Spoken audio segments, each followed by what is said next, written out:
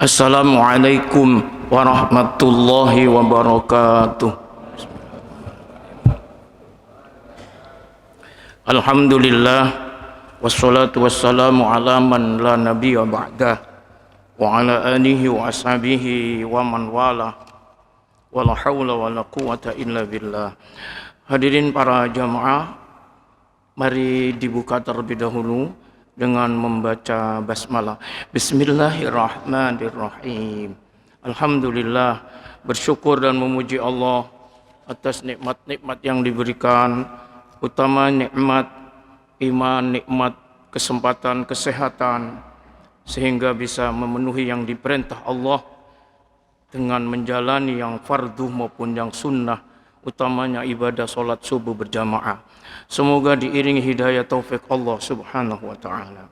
Para jamaah yang dimuliakan Allah, berkenaan dengan syurutus sihhati shalah, syarat-syarat sah salat, sampai di nomor yang kelima kemarin itu istiqbalul qiblah, menghadap kiblat, merupakan syarat sah di dalam salat. Para jamaah, lalu hadza wa yata'allaqu bi syartil istiqbal bahsun amroin. Ada dua pembahasan tentang syarat menghadap kiblat yang tidak kalah pentingnya, ya. Itu apa itu dua yang dihubungkan dengan syarat menghadap kiblat? Dua pembahasan itu adalah as-sholatu fil Ka'bah wa sholatul musafiri ala rohilah. Dua pembahasan itu, satu sholat di Ka'bah, kemarin yang sudah dibahas. Yang kedua, sholatnya musafir di atas kendaraan. Nah, ini ya, kalau sholat di Ka'bah, kita ini paling ya gak pernah, Pak, ya gak pernah panjenengan. Sampai hari ini pun ya gak pernah masuk Ka'bah, ya, terus melakukan sholat di dalamnya. Jadi jarang, ya. Tapi yang paling sering mungkin, ya, walaupun jarang, ya, sholat posisi kita jadi musafir. Bagaimana kiblatnya? Nah, ini kan, ini berhubungan dengan syarat sahnya sholat itu menghadap kiblat. Ada dua persoalan yang sangat dibahas pula dalam hal ini. Sholat dalam Ka'bah kemarin sudah dibahas, ya. Nuk gone jerone Ka'bah ngadep nandi ngono. Sekarang ini sholatnya orang musafir di atas kendaraan, menghadapnya gimana? Hadirin para jamaah, baik, kita akan membahas sholatun nafilah terlebih dahulu ala rohilati lil musafir. Jadi kalau sholat di Ka'bah sudah dibahas, dan mungkin kita ya tadi itu jarang, ya gak pernah sampai hari ini, ya, kita sholat di dalam Ka'bah. Orang-orang tertentu yang bisa. Sekarang ini adalah sholat di atas kendaraan bagi musafir. Utamanya dalam hal ini dibahas karena dicontohkan dalam hadis-hadis itu Nabi itu sholat sunnah, ya. Dan itu langsung di judulnya sholatun nafilati ala rohilati lil musafir. Sholat sunnah bagi musafir di atas kendaraan. Kalau yang dimaksud sholat sunnah, maka uraiannya adalah seperti begini. Yazuzut tatawwu' ala rohilati lil musafir qibala jihadi maqsudihi bi ijma'il ulama. Para ulama ijma' sepakat bolehnya sholat sunnah di atas kendaraan bagi musafir. Sholat sunnah, ya. Kalau sholat sunnah itu semua ulama mensepakati boleh. Bahkan bolehnya itu qibala jihadin maqsudihi, dengan melalu ke arah yang dituju oleh kendaraan itu. Jadi andaikan tidak menghadap ke kiblat, itu kalau sholat sunnah para ulama ijma', ya, boleh. Begitu ya. Kenapa kebolehannya walaupun tidak mengarah ke kiblat, padahal itu kan sholat. Sholat itu kan syarat sahnya ngarah kiblat. Ini kok boleh? Ya, karena hal tertentu, yaitu persoalan ini kan, karena musafir, terus di atas kendaraan dia sholat. Sehingga menghadapnya sesuai dengan kendaraan itu yang dituju. Kendaraannya kemana arahnya gitu ya. Hal ini didasarkan oleh hadis walamma sabata fis sunnah. Jadi keabsahannya ini berdasarkan hadis an Amir bin Rabi'ah qol. Amir bin Rabi'ah menuturkan, ra'aitu Rasulullah sallallahu alaihi wasallam. Aku telah melihat Rasulullah sallallahu alaihi wasallam wa huwa ala rahilatihi yusabbih. Katanya Amir bin Rabi'ah, saya melihat Rasulullah itu sedang di atas kendaraannya yusabbih. Yusabbih di sini salat. Dia bertasbih. Maksudnya itu salat. Salat bahkan dituturkan salat apa ini? Salat sunnah duha. Berarti di pagi hari ya, menuju siang, waktu duha. Amir bin Rabi'ah melihat Rasulullah itu sholat di atas kendaraannya, sholat sunnah ya, sholat sunnah duha. Itu yumi ubi roksi, dengan memberikan isyarat kepalanya. Karena di atas kendaraan kan, pakai isyarat kepala, sujud rukuknya. Gini-gini ya, diluk-diluk gini ya, menunduk gitu. Qibala ayyi jihatan tawajjahu. Itu mengarah ke arah kemana kendaraannya itu melaju, menuju. Jadi gak cari kiblat Nabi itu. Arah kendaraannya itu kemana? Ya itu Nabi melakukan sholat itu dengan pakai isyarat kepalanya. Para jamaah, berdasar hadis ini, maka sepakat para ulama, sholat sunnah boleh, tidak apa-apa. Di atas kendaraan, menghadapnya sesuai dengan kendaraan itu menuju, menghadap. Ini pendapat ini ya. Sehingga, walam yakun yasma' dzalika fis sholatil maktubah. Dipertegas oleh Amir bin Rabi'ah, dan Nabi Shallallahu Alaihi Wasallam itu tidaklah melakukan dalam kendaraannya itu, tidaklah melakukan sholat yang fardu seperti itu. Berarti kalau sholat fardu Nabi turun, ya. Sholat sunnah melakukannya di atas kendaraan dengan menghadap sesuai dengan kendaraan itu kemana menghadap begitu. Maka dari sini para ulama ijma' tidak mempersoalkan boleh gitu. Nah, inilah yang terkait dengan pembahasan sholat harus menghadap kiblat karena menjadi syarat sah.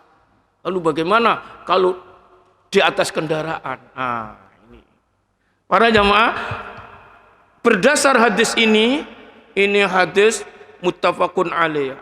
Diriwayatkan oleh Bukhari Muslim, kuat ya hadisnya ini. Bahkan dituturkan ketika Rasulullah SAW di atas kendaraan itu menyebutkannya wa huwa ala rohilati. Rohila itu apa rohila? Ar-rohilatu fil asli an-naqah. An-naqatul lati tasluhu lirrohli. Itu unta.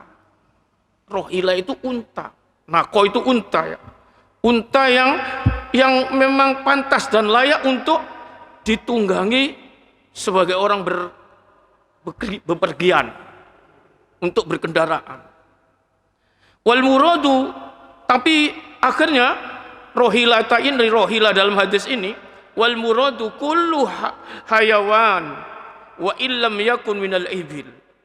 Akhirnya yang dimaksud dengan rohila ini adalah semua hewan ya. setiap hewan, walaupun itu bukan unta, walam yakun minal ibil, itu juga disebut rohilah. Tapi pada waktu itu Nabi di atas untanya, naqah. Hadirin para jamaah, kalau sekarang ini kendaraan gak unta ya, ya kalau di Indonesia gak ono untoi, untoi dipajang gone bonbin. Kita mungkin yang lebih modern lagi ya, lebih maju lagi, gak unta. Kendaraan kita kalau bepergian ya kendaraan pakai macam-macam ini yang kita tahu ini, masya Allah. Bahkan pesawat, ya Allah. Para jamaah, nah, maka dari sini walil fuqaha'i ara'un wa syurutun fi sholatin nafil ala rohila. Berdasar hadis ini maka memunculkan pendapat-pendapat para ulama. Ya. Para ulama mempunyai pendapat berkenaan dengan sholat sunnah di atas kendaraan, apalagi sholat fardu. Nah, ini nanti memunculkan pandangan-pandangan. Bagaimana? Nah, ini ada pendapat dan syarat berkenaan dengan sholat di atas kendaraan. Pertama dikomentari oleh Hanafi. Qala al-Hanafiyatu inna qiblatal ajiz limaradin aw rukubin ala dabbah jihatun kudratihi. Jihatu kudratihi. Ini patokan yang dipakai oleh Hanafi. Statementnya muncul begini. Sesungguhnya kiblat orang yang udzur itu tidak bisa menghadap sesuai dengan mestinya. Itu namanya udzur, Pak. Harusnya ke kiblat ngadepnya sholat. Ya nek bisa. Karena ini udzur ajiz ya, tidak mampu. Maka gimana kiblatnya? Maka muncullah patokan ya, pegangan bagi pendapat Hanafi, inna qiblatal ajiz, kiblatnya orang yang udzur lima rodin karena sebab sakit, aurukubin ala dabbah atau sedang berkendaraan ya. Jadi sholat di atas kendaraan itu namanya termasuk ajiz, udzur. Maka kiblatnya itu adalah jihadu kudrati. Arah kiblatnya itu sesuai dengan kemampuannya, gitu. Ini pandangan Hanafi. Orang sakit itu disebut udzur, kadang nggak bisa ngarah ke kiblat. Wong dipannya di rumah sakit itu menghadapnya ke sini, ngono misalnya. Apalagi kena kabel-kabel, ya masalah. Kena tuntutan di rumah sakit dipegang begini dipegang tidak bisa, seperti COVID kemarin ya misalnya, turun ya tidak bisa, ngambil air ya tidak bisa, menghadap gini tidak iso, tapi tidak mati. Yo, saya sambekan sih titik-titik ya, tapi protokol kesehatannya ketat seperti gitu. Ini namanya udzur ya, lima rodin karena sakit. Ya apa nek sholat iki? Maka menurut Hanafi kiblatnya itu sesuai dengan kemampuannya. Ya, ini masya Allah. Jadi arah yang ia mampu menghadap kepadanya saja, ngono. Ini masya Allah. Karena orang punya udzur, ajiz. Ini patokannya di situ ya Hanafi. Walau muttaji'an. Meskipun orang itu sholat itu dilaksanakan secara berbaring, karena mampuannya ngono, masya Allah. Nih seperti sakit misalnya, sehingga wa yusalli bi ima'in ayyatawajjahul ajiz ila ayyi jihadin qadara. Dia boleh sholat dengan menggunakan isyarat, ya bi ima'in. Terus ya tawajjahul ajiz, yang orang udzur ini menghadap ila ayyi jihadin qadara, ke arah mana saja yang dia bisa. Ini Pak, ini ada kemudahan yang ada sampai muncul pendapat sawaun akana musafiron am khaifan min aduwin au sab'in au lussin. Sama saja hal itu berlaku bagi musafir. Di Medan nggak iso, Pak. Ya apa? Kalau misalnya di kereta api, di pesawat, artinya ngarah ke sini, seret ya, tidak ngarah ke barat, misalnya. Kereta api juga gitu. Kereta api dibelok ngene ya gak bisa, jalurnya lewat rel. Ya wis ngono kan. Masyaallah. Hadirin para jamaah, maka ini termasuk udzur ya. Sehingga kemanapun dia berarah semampunya, berlaku sama seperti halnya musafir. Am khaifan atau orang yang ketakutan min aduin dari musuh. Sehingga ngene ketok musuh kok. Wis sak iso ae. Au aduin au sab'in atau ketakutan adanya binatang buas. Au lusin atau ketakutan adanya maling, pencuri, Pak. Kalau muncul ini langsung dibacok misalnya. Maka ngumpet singitan. Maka arahnya sesuai dengan mana yang dia bisa. Ini. Itu semua dianggap udzur, Masya Allah. Hadirin para jamaah, am hariban minal atau dalam posisi lari dari musuh dikejar. Sampai ngono ya. Lakin yastaritu fis salati ala dabah iqafaha. Ini tetapi dipersyaratkan bagi sholat, bagi orang yang sholat di atas kendaraan itu kalau bisa iqafuha in qadaro, kalau mampu berhenti dulu. Ya, ini syaratnya ya. Kalau di atas dabbah itu kendaraan binatang, kayak unta, keledai ngono. Kalau bisa menghentikan binatangnya tersebut in qadaro, kalau bisa. Wa illa, tapi kalau tidak bisa bi an khafad doror, karena muncul ketakutan, timbulnya bahaya, ka an tadhhabal qafilatu wa yanqati, seperti misalnya takut ditinggal oleh kafilah ya, rombongan. Akhirnya ketakutan ini kata mandek dulu, kehilangan jejak. Fala yalzimhu iqabuha, tidak wajib menghentikan kendaraannya. Wala istiqbalal kiblat, dan juga tidak wajib menghadap kiblat. Ini pandangan Hanafi, Masya Allah, memudahkan ini. Hatta ibtida'i shalah bi takbiratul ihram, meskipun memulai sholatnya dengan takbiratul ihram, itu tidak wajib menghadap kiblat. Kalau pandangannya Hanafi gitu, karena tidak bisa diputar-putar, kerepotan. Maka ya saisone, walaupun takbir pertamanya itu Allahu Akbar. Nah, ini ya, ini pandangan yang paling memudahkan itu Hanafi. Dalam hal sholat itu Hanafi paling mudah memang. Dulu kita bahas wudhu misalnya ya, wudhu. Tidak ada yang seberani berpendapat seperti Hanafi. Sentuh lagi perempuan, tidak apa-apa itu, ngono ya, Hanafi kan. Menyentuh, sentuhan kulit laki perempuan bukan mahramnya, tidak batal. Itu Hanafi. Melawan pendapat mayoritas. Kenapa? Karena dia punya alasan kuat. Sentuh dalam ayat itu bukan sentuh gini, tapi hubungan gitu. Karena memang bahasa lama sayulam itu ada dua maknanya. Terus ada lagi gini, seperti sholat Jum'ah. Sampai hari ini banyak orang mengikuti pendapat Hanafi. Sholat paling mudah Hanafi. Apa itu? Khutbah di dalam sholat Jum'ah.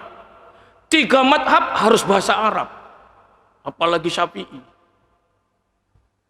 Khutbahnya itu, Pak. Maliki juga harus bahasa Arab.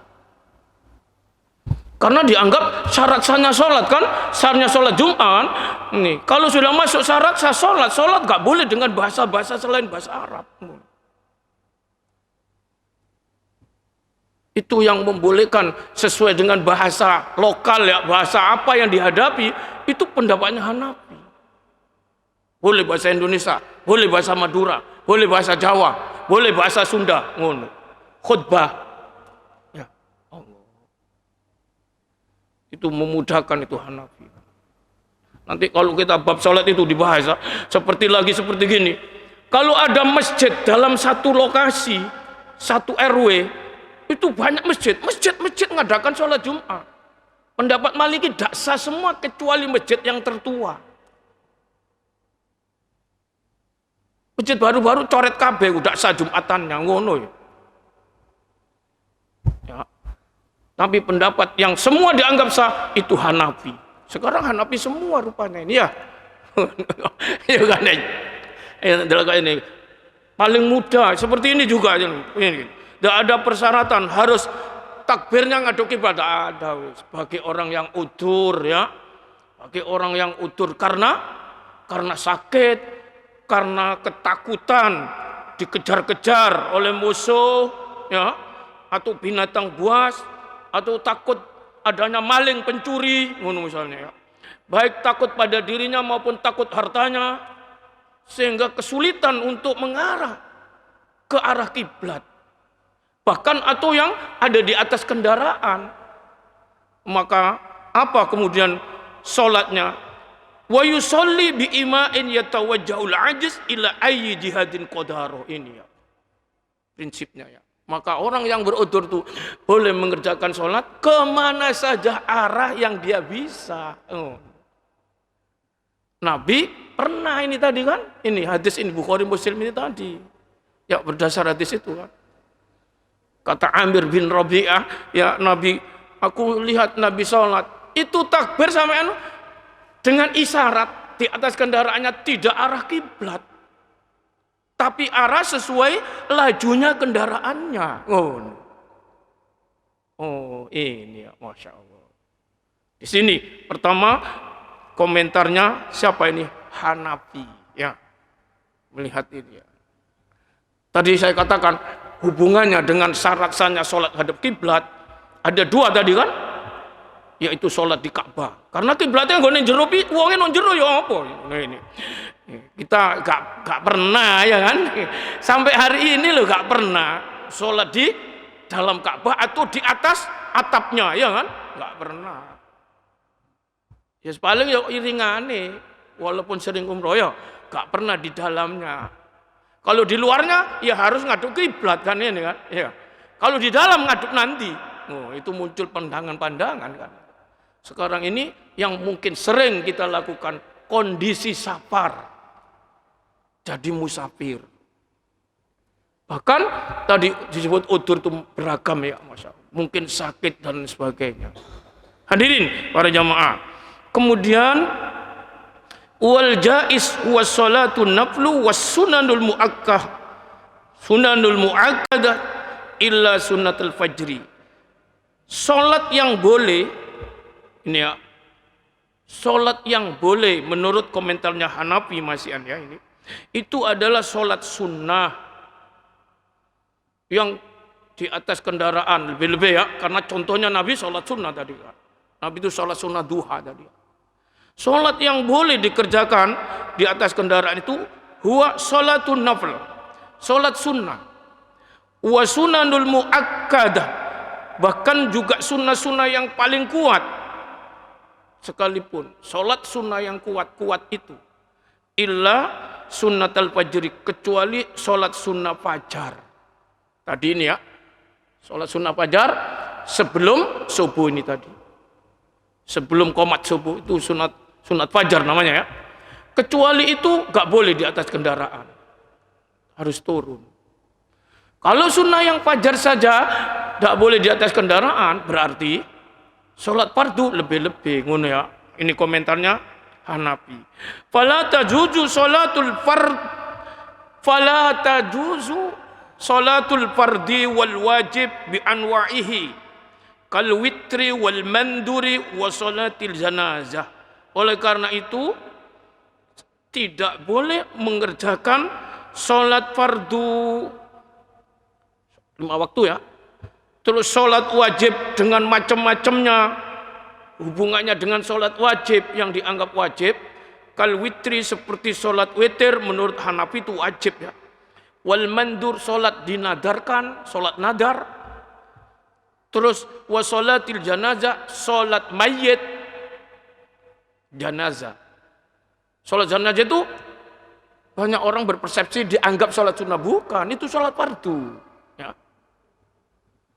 Maka kadang-kadang setelah asar, sebelum asar, macam-macam itu nggak ada larangan, karena sholat bukan sholat sunnah.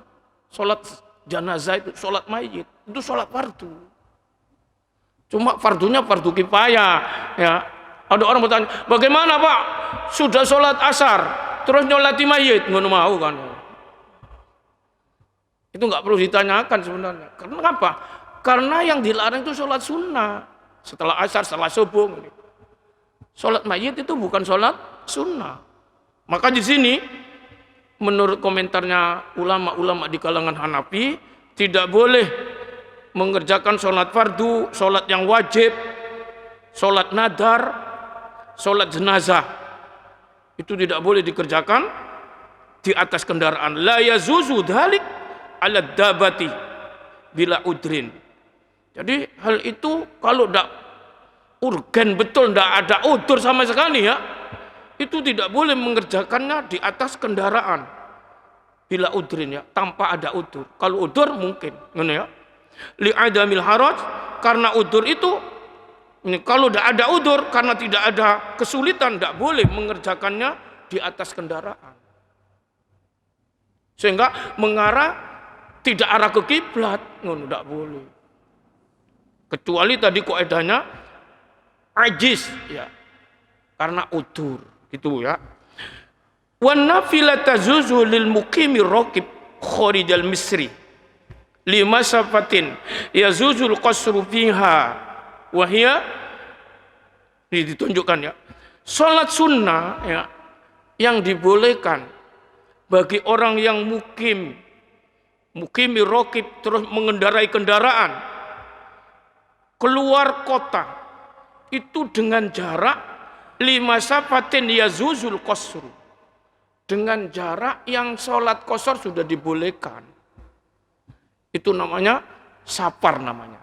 Ukuran safar itu kalau orang keluar dari tempat ya menuju bepergian keluar ya, jarak tempuhnya sampai disebut masafatul qasar, yaitu jarak yang sholat qasar sudah dibolehkan. Itu namanya safar, orangnya disebut musafir. Berapa? Itu mayoritas mengetengahkannya 89 km. Ini yang disepakati oleh jumhur ulama ya. Jarak yang qasar sudah dibolehkan ya. Kalau orang menempuh perjalanan dari tempat menuju keluar kota sampai qasar sudah boleh, itu jaraknya yang disepakati oleh mayoritas ulama 89 km. Maka di sini baru dibolehkan musafir itu sholat di atas kendaraan. Ini ya, ini catatannya Hanafi. Nih. Jadi kama yazuzu lil musafiri bil aula. Jadi dibolehkan musafir itu lebih utama ya. Karena menempuh jarak perjalanan yang qasar sudah boleh dilakukan 89 kilo. Hadirin para jamaah ini ya. Ini syarat, judulnya syarat sholat sunnah di atas kendaraan ya. Itu ya, para ulama memunculkan pandangan-pandangan. Nah, Hanafi begini syaratnya. Wan nafila, terus wa tatimmus sholatu bil ima'i bir ruku' wa sujud. Kemudian sholat sudah dianggap sah manakala dilakukan bil ima, cukup dengan isyarat. Bir ruku' wa sujud, dengan rukuk dan sujudnya. Berisyarat gini ya, dilu ila ay jihadin tawajjahat dabbatuhu lidarurah, dan ke arah arah yang dituju kendaraan itu karena dianggap darurat. Ya. Wala yastaritu istiqbalul qibla fil ibtida'i kama asyarna, dan tidak dibutuhkan syarat harus menghadap kiblat permulaannya. Takbiratul ihram enggak menurut Hanafi. Li'annahu lamma jazati sholatu ila ghairi jihatil Ka'bah zazal ibtitahu ila ghairi jihatiha. Alasannya singkat. Kalau dibolehkan sholat ke arah selain arah Ka'bah karena kondisi tertentu seperti musafir, seperti sakit, maka jazab ibtitahu ila ghairi jihadiha, maka boleh pula memulai sholatnya tidak arah ke Ka'bah, tidak arah kiblat. Karena sholat tidak arah ke kiblat karena tertentu itu boleh, maka takbirnya walaupun pertama tadi ya takbiratul ihram ke arah kiblat ya boleh, gitu alasannya. Oh, di sini ya, masya Allah. Ini pandangan Hanafi. Para jamaah, akhirnya wa dhahirul madhabi wal ashah annahu, akhirnya gini, sangat jelas madhab ini menuturkan Hanafi ini ya, annahu tasihus salatu walau kana ala sarjid dabbah awiruka biha najasun katsirun. Sah solat walaupun solat itu di atas pelanah kendaraan yang tempat letak kakinya itu penuh dengan najis misalnya. Ya, di kakinya ini ketika berpanjatan dengan pelanah kendaraan kuda, dabba misalnya ya, atau unta, walaupun ada najisnya sah. Ini kemudahan-kemudahan ya yang diberikan. Ini pendapat komentarnya Hanafi. Sekarang Maliki ya. Ini 4 mazhab komentar semua Pak ini Pak. Dalilnya situ yang mau kan? Ya, Nabi pernah ngene mau ya. Hadis Bukhari Muslim ya. Salat di atas nakoh, kendaraan untanya ya. Ke arah mana saja dia melaju ngono ya. Kemudian wa qala al-Malikiyatu, Maliki berkomentar, yajuzu lil musafiri raqib fis safari alladhi yakhafu in nazala lusun aw sab'an. Ini komentarnya Maliki sekarang. Boleh musafir itu mengerjakan sholat kalau dikhawatirkan keselamatannya ya. Kalau khawatir keselamatannya terhadap luson, maling, pencuri, au sab'un atau binatang buas, innazala, bila turun, maka akhirnya boleh mengerjakan sholat di atas kendaraannya. Ini komentarnya Maliki. Kalau turun maling, kalau turun binatang buas, ular misalnya, macan, maka boleh sholat di atas kendaraannya. Kalau kita masuk di pemeliharaan harimau, di mana Pak? Itu di Pesuruan, di mana itu Pak jenenge Pak? Apa Pak jenenge? Taman Sapani ya. Itu kan orang nggak berani turun dari kendaraannya. Macannya kelilingin kan ya. Nih, kalau modern sikile kan dicaplok kan ya kan. Maka nek ndelok ngene tok nggone atas kendaraan ndelok ngene ya. Gak berani turun kan itu. Turun sebet kon karo macane. Macane keliling ngene kita lihat ini. Nih, dilarang turun dari kendaraan kan memang kan. Bagaimana sholat terus di atasnya? Ini termasuk suatu problem kan, Masya Allah. Sehingga sholatnya nggone bis. Bisa sakarepe muter nandi ku mau ngono. Ini ya. Karena dikhawatirkan bila turun caplok oleh sabuk binatang buas. Ini misalnya. Maka menurut Maliki boleh bagi musafir itu sholat di kendaraannya.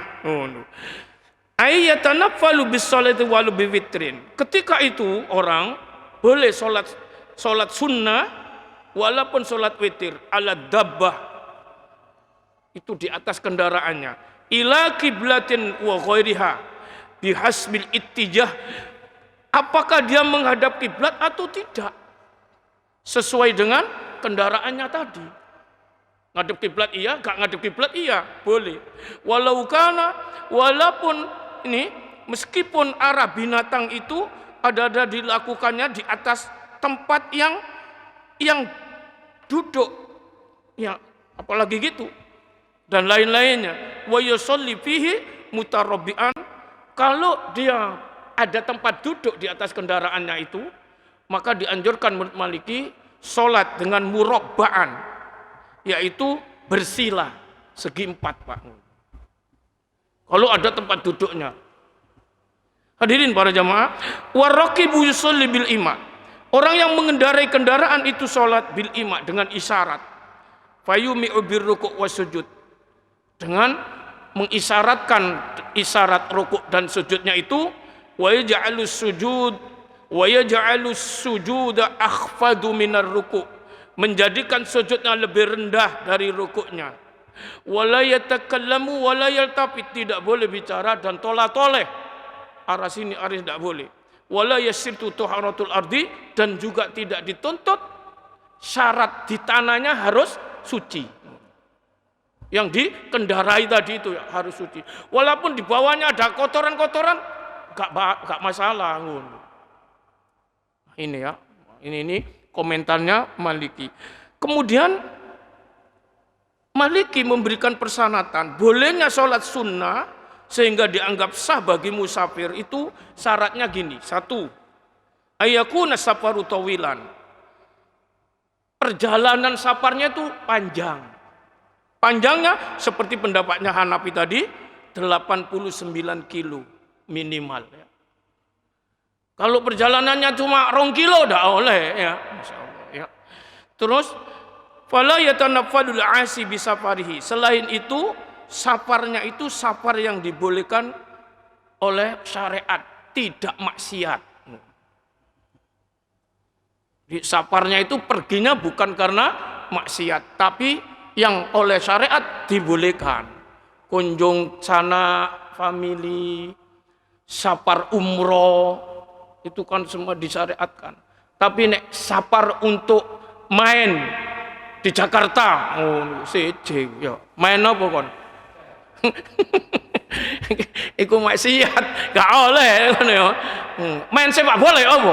Mbok maneh gak ero. Sepak bola iku maksiat apa enggak? Ini main ngono nang Jakarta kono. Pokoknya nek safarnya itu melanggar syariat enggak boleh ya. Ya, ini syaratnya menurut Maliki. Yang kedua, wa ayyakuna raqiban la masyan wala jalisan. Hendaklah syaratnya itu dengan berkendaraan, bukan berjalan kaki. Perginya itu. Kalau berjalan kaki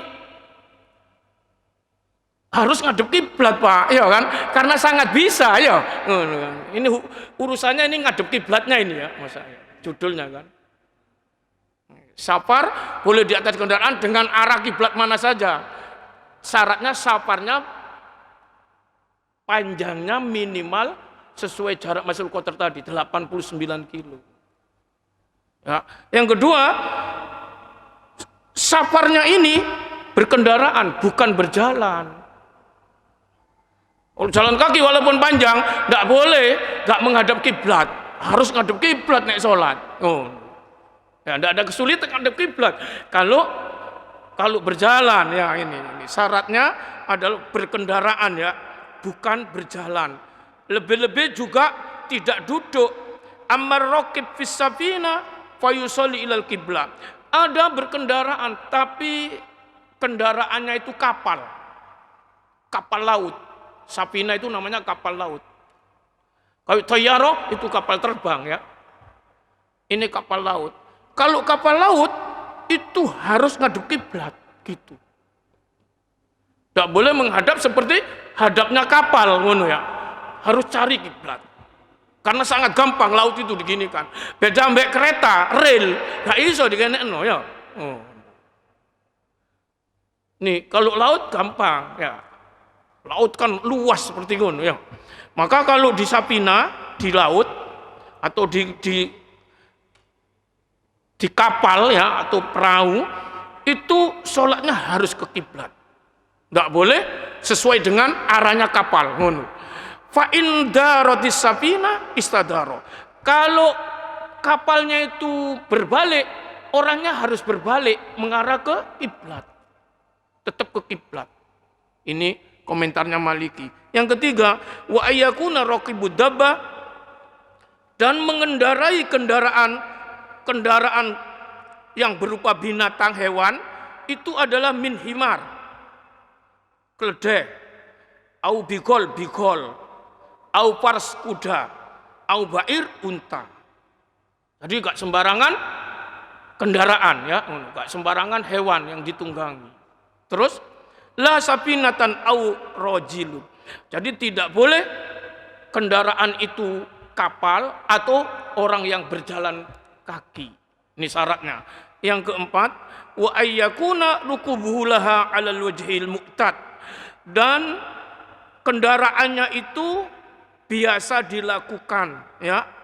Seperti makluban ya, seperti halnya ada cara duduknya yang berbalik, au ja'ilan rijlaihi ma'an li jambi wahid, atau menjadikan kedua kakinya itu bersama satu gini, gak boleh ini. Sehingga menceng dengan koyok goncengannya orang perempuan, gak boleh ini. Harus gini. Nah, ini syaratnya ya. Jadi syaratnya begitu. Naik kendaraannya tidak boleh melakangi. Ya, ngadep nanggone buntute ya kan. Nih gak oleh. Nih harusnya yang ngadep nanggone kendaraan ini lajune ngono. Ini syaratnya. Sehingga boleh menghadap ke mana saja sesuai dengan kendaraannya. Kalau ngene gak oleh kok. Ini terus salah melakukan ini pinter ulama-ulama itu. Jenenge ulama ya. Ini pendapat Maliki. Para jamaah, karena waktu sampai di sini untuk sementara. Ini sudah tuluk. Kita buka pertanyaan, silakan yang mau bertanya. Kita ini masih Hanafi, Maliki. Maliki masih separuh ya. Ada persyaratan-persyaratan yang dimajukan. Sesuai dengan arah kemana saja sholat di atas kendaraan itu. Walaupun tidak ke kiblat. Dengan catatan-catatannya. Ya, silakan. Assalamualaikum warahmatullahi wabarakatuh. Waalaikumsalam warahmatullahi wabarakatuh. Terlalu dekat soalnya.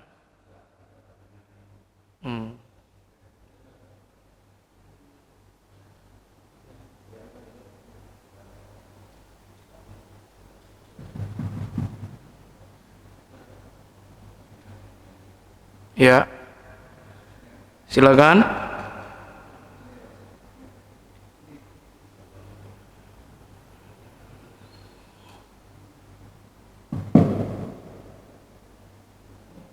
Ustaz, yang saya tanyakan tentang sholat tadi, Ustaz.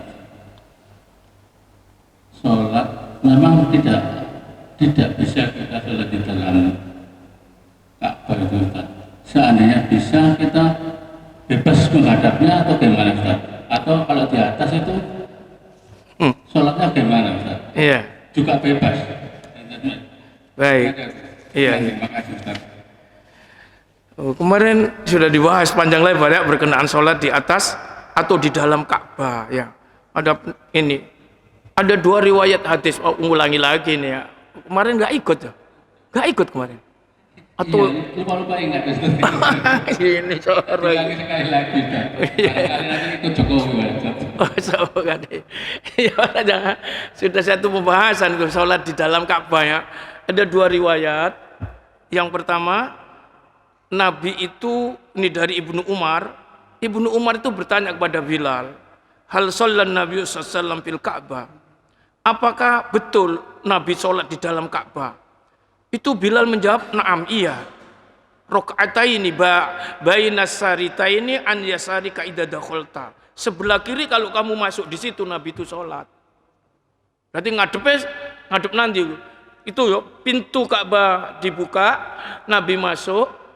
Sebelah kiri itu di situ Nabi sholat 2 rakaat. Berarti yang ngadep nang dindingnya kan.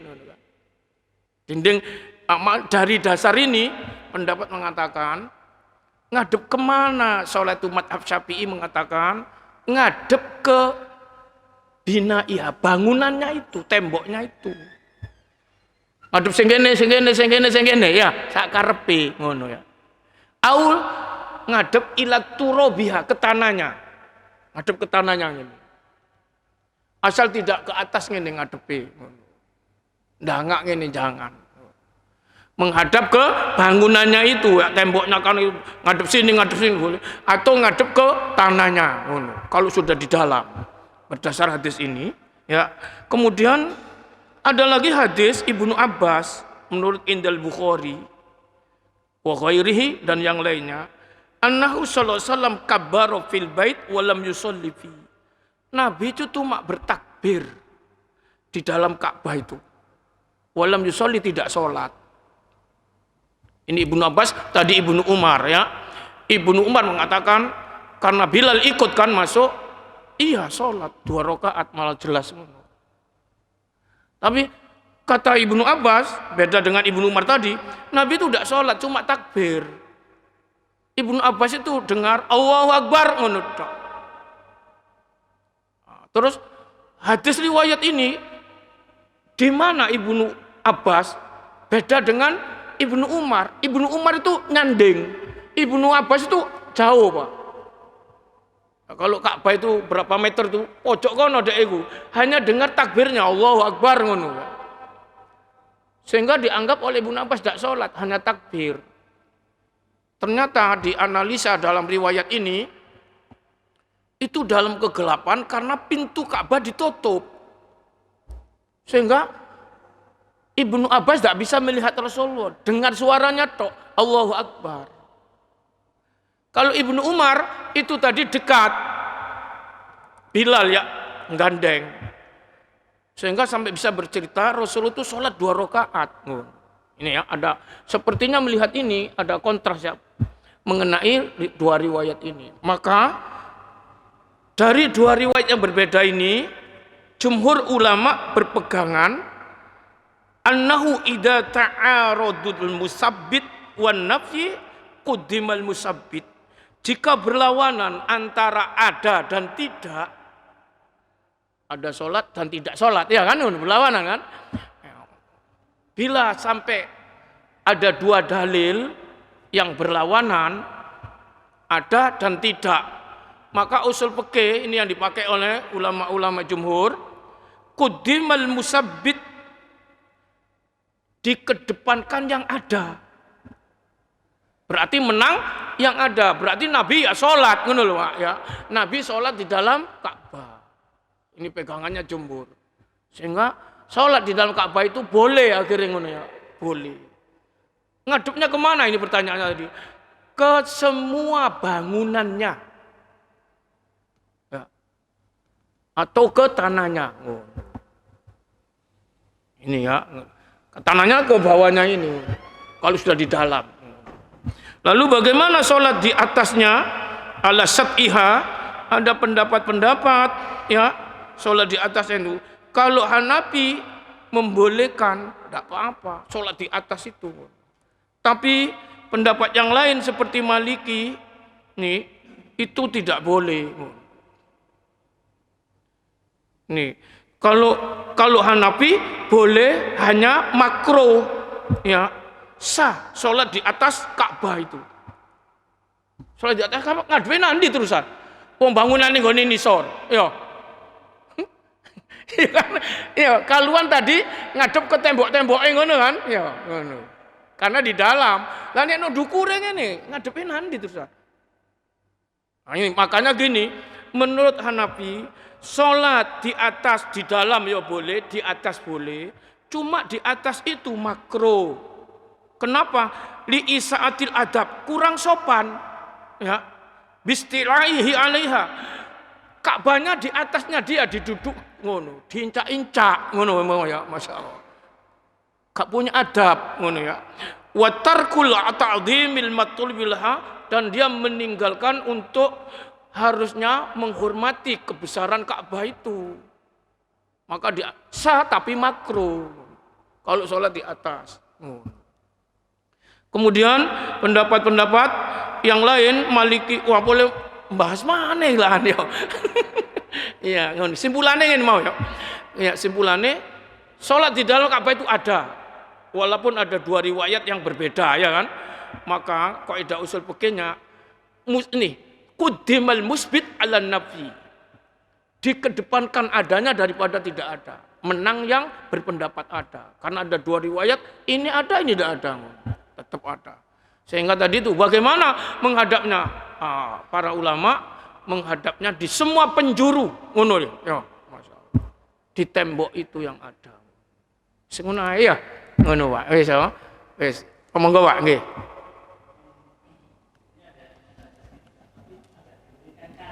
Oh ya, baik.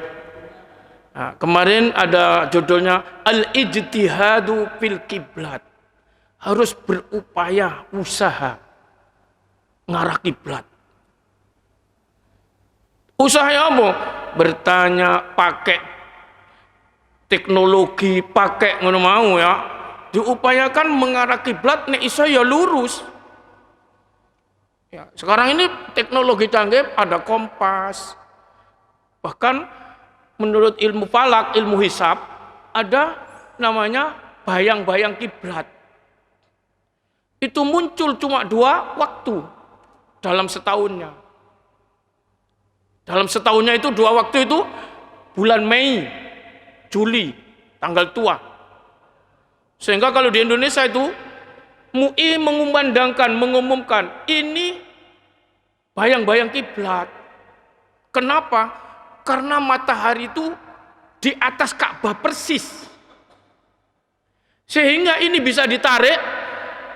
Kalau dimanapun ada ini di luar Mekah ya, maka bayangan yang ada pada bayanganmu itulah arah kiblat. Seperti di Indonesia itu jam 4 sore. Ya. Di sana itu tengah hari. Tengah hari persis, matahari di atas. Maka kita yang di sini kari berdiri ini Pak. Kan ada bayangan kita ya. Lah, lu bayangan ngono iku arah kiblat iku. Ini namanya ijtihad. Usaha untuk benar-benar sampai berarah ke kiblat ngono ya. Terus pertanyaan ini tadi, bagaimana nek mencong iku mencong ngono ya.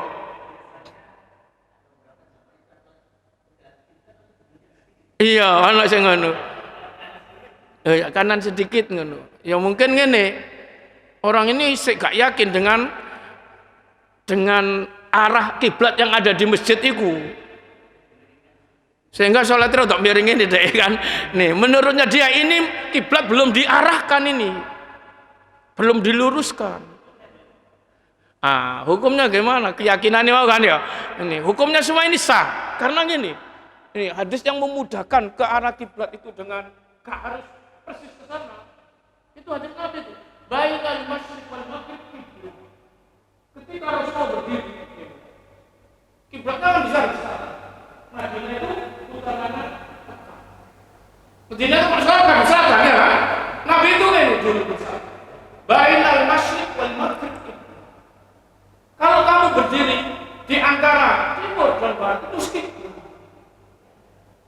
Jadi kalau kita sekarang ini berdiri nanti kita ya, berdiri antara utara dan selatan itu kiblat.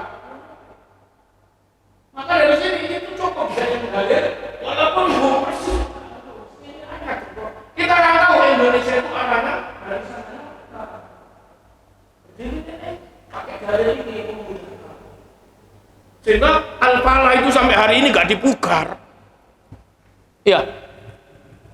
Al-Falah itu nek disenter ambek kompas tak miring. Umpama diamu tadi miring.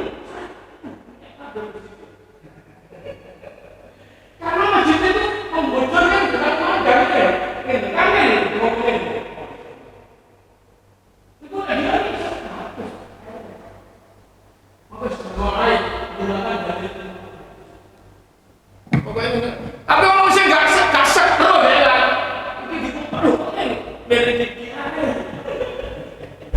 Ya, anak wong sing ngono, wis kabeh ngono. Timur dan barat adalah milik Allah. Ya, oh apalagi ada itu ya. Jadi apa yang Ustaz sampaikan tadi, kalau kita akan bahwa rumah Allah itu Di mana-mana. Ka'bah, Apa ya? ya, adanya di bumi. Ya, sehingga kiblat itu ya menghadap Allah. Misalnya begitu, paham saya demikian. Paham saya seperti itu. Jadi karena timur dan barat milik Allah, sehingga menghadap kemana saja menghadap kepada Allah. Oh, berarti kalau gitu boleh sholat ngadep ke timur, Ya, kalau ke arah ke Ka'bah. boleh saja kalau memang bingung. Oh iya, alasannya bingung. Ayo ke utur. Dijelaskan bagaimana sholat di atas Ka'bah. Imam Malik tadi makro. Iya. Kenapa makro? Logikanya karena di bawah ada orang. Oh, Jadi Ustaz injak-injak tadi. itu kan pendapatnya Hanafi yang saya maksud. Ya, ya. Hanafi. Pendapat yang lain kan enggak. Ya. Seperti itu. Pilih yang mana kita itu? Iya, iya. Baik. Ya, makasih. Baik. Kemarin sudah ada pendapat selain Hanafi. Kiblat itu sampai aras. Walaupun bangunannya sak monotok ya. Ini sampai nang aras, Pak. Walaupun sholat, ini pendapatnya Maliki ya, di ketinggian di atas Ka'bah, seperti di Jabal Qubis, di hotel-hotel yang tinggi, Ka'bah ini ini kan? Ya. Iya kan? Gak ngadep tembok ya enggak? Itu pendapat itu, Masya Allah. Karena Ka'bah itu sampai nangan dukur kan dulu, dukur. Ya. Sehingga ngadepnya ini ya iso ngono, Masya Allah. Kalau hadis tadi ya, fa aina ma tuwallu fasamma wajhullah. Dimanapun kamu berpaling, di sana ada wajah Allah. Semua arah ini miliknya Allah, kan? Ya. Itu memang bagi orang yang bingung, bagi orang yang tidak menemukan kiblat, peteng dedet atau bingung ini lor wetan ndak ero, ya. Maka menggunakan dalil ini.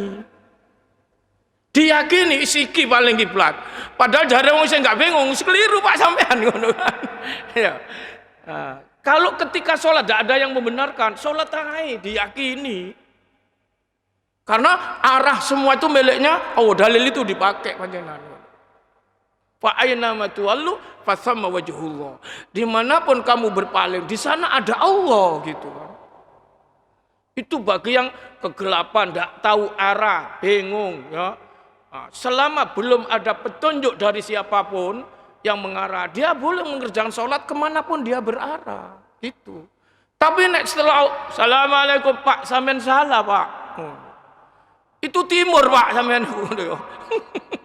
Nih kalau ada orang membenarkan, nih kita harus nurut orang yang setempat itu lebih kuat dalilnya.